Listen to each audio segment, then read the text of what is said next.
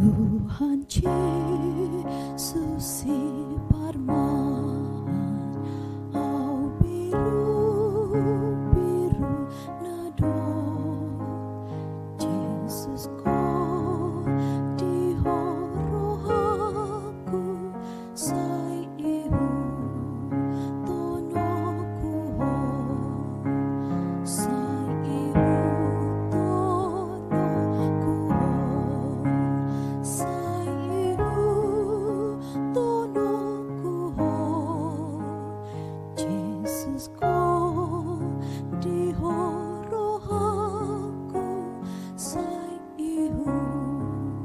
tonoku ho.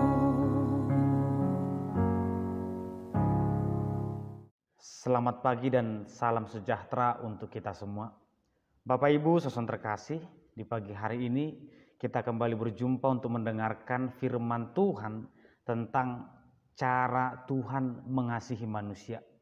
Marilah kita berdoa. Terima kasih ya Tuhan, kami bersyukur di pagi hari ini untuk penyertaan dan berkat Tuhan. Kami akan mendengarkan firman-Mu, biarlah firman membekali kehidupan kami. Dalam nama Yesus Kristus kami berdoa dan bersyukur. Amin.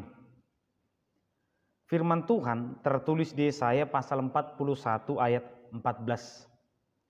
Janganlah takut, hai si cacing Yakub, hai si ulat Israel, akulah yang menolong engkau.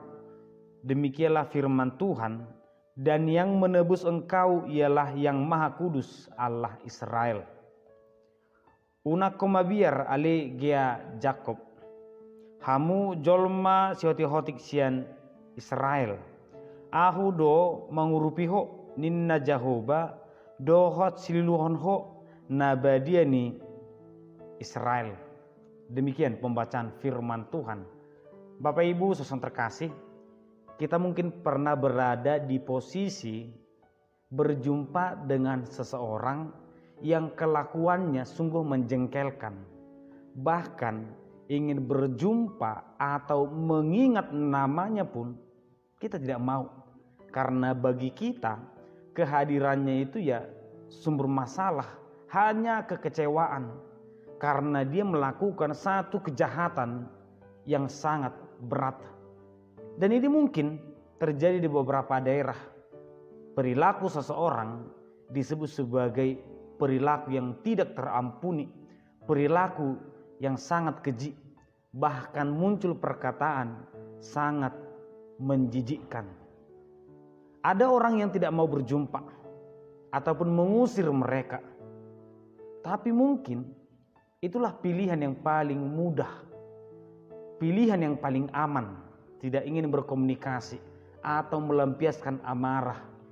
Justru mereka yang mau merangkul atau tetap mengasihi, tetap memaafkan, kita akan berkata itu perbuatan yang sia-sia.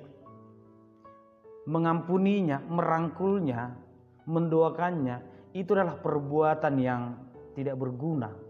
Tapi mari kita melihat bagaimana cara Allah merespon sesuatu yang menjijikkan. Bangsa Israel disebut sebagai cacing Yakub atau ulat Israel. Pada umumnya Allah menggambarkan bangsa itu menjadi bangsa yang dikasihinya, seperti pengantin mempelai perempuan, karena bangsa Israel itu sosok yang berbeda dibandingkan bangsa yang lain. Tapi dalam konteks ini bangsa itu disebut sebagai cacing, hewan yang menjijikkan, karena bagi Tuhan bangsa itu sudah sangat jahat, sangat berdosa, dan sangat tidak berkenan di hadapan Tuhan. Tapi Tuhan tidak menjaga jarak, Tuhan tidak memutus hubungan. Justru Tuhan berkata, aku yang akan menolong engkau, aku akan membebaskan engkau, aku mengasihi engkau. Justru respon Tuhan itu di luar akal kita. Mungkin kita akan berkata, Tuhan ini bagaimana sih, sudah salah tidak dihukum. Tetapi justru Tuhan sedang menunjukkan kehendak yang luar biasa. Tuhan menginginkan manusia itu selamat. Tuhan menginginkan manusia itu hidupnya terberkati, semakin baik, bukan diasingkan, bukan dijauhi. Oleh karena itu Bapak Ibu saudara terkasih, belajar dari cara Allah mengasihi bangsa Israel, tentu kita meneladani dua hal. Pertama, Tuhan juga menginginkan kita sebagai perpanjangan tangannya untuk merangkul semua orang, untuk mendoakan sahabat kita, mendoakan musuh kita, mendoakan mereka yang menganiaya kita. Siapapun mereka, mari kita mendoakannya. Yang kedua, kita harus merenungkan ketika kita betul-betul membenci seseorang karena kejahatannya. Mari jangan bertindak, bersikap seakan-akan kita tidak akan pernah salah. Manusia itu pasti dekat dengan kesalahan.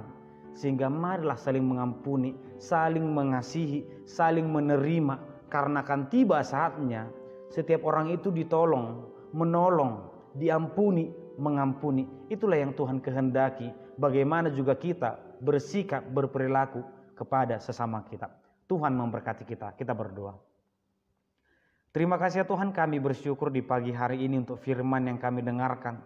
Tuhan mengajarkan kami bagaimana cara mengasihi, mengampuni, dan menerima sesama kami. Berkati dan mampukan kami ya Tuhan agar kami bisa melakukannya. Di dalam nama Yesus Kristus kami berdoa dan bersyukur. Amin.